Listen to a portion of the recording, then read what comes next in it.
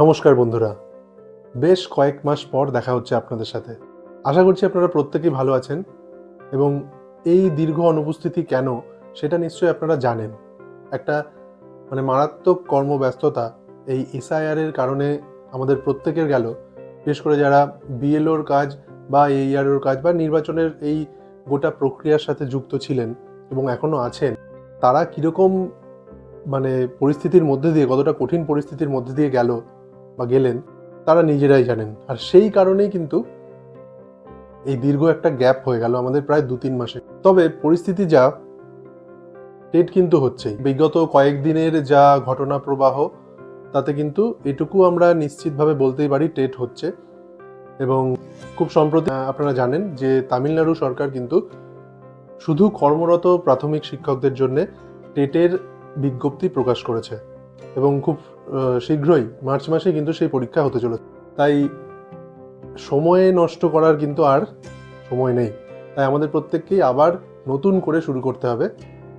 কারণ এই যে টোটাল টেটের সিলেবাস, কিভাবে আমরা সেই পদ্ধতিতে, কোন পদ্ধতিতে এগোবো, কিভাবে ভালো মার্কস ক্যারি করবো বা টেটে উত্তীর্ণ হওয়ার জন্য ঠিক যতটা নম্বর আমাদের স্কোর করা দরকার, তার যে বিভিন্ন রকম পদ্ধতি, সেগুলো কিন্তু চ্যানেলে অলরেডি ভিডিও করা আছে। আপনারা চাইলে সেগুলো আবার দেখতে পারেন। আর এখন সেই প্রস্তুতি কিন্তু আবার নতুন করে আমরা শুরু করব। এখন থেকে নিয়মিত ভিডিও আসবে, এটুকু কথা দিচ্ছি। আর কোনো রকম দুশ্চিন্তা, দুর্ভাবনা ছেড়ে দিয়ে আমরা নতুন উদ্যমে কিন্তু এবার থেকে শুরু করব। তাই আপনারা কিভাবে আপনাদের প্ল্যান সাজাচ্ছেন অবশ্যই কমেন্টে লিখে জানাবেন।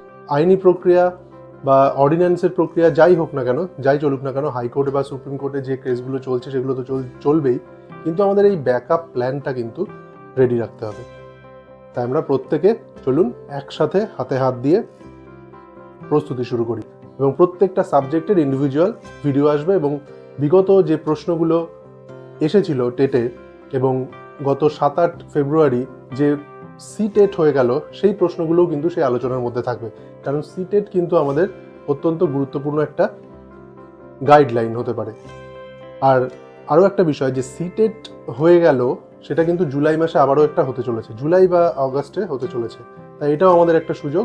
হাতে আর মাত্র 1.5 বছর সময় রয়েছে। এই অল্প সময়ের মধ্যেই কিন্তু আমাদের নিজেদের যোগ্যতা অর্জন করে নিতে হবে। তাই চলুন পজিটিভ চিন্তাভাবনা নিয়ে আমরা এগিয়ে চলি। আর প্রত্যেকে ভালো থাকুন। দেখা হচ্ছে পরবর্তী ভিডিওতে। ধন্যবাদ।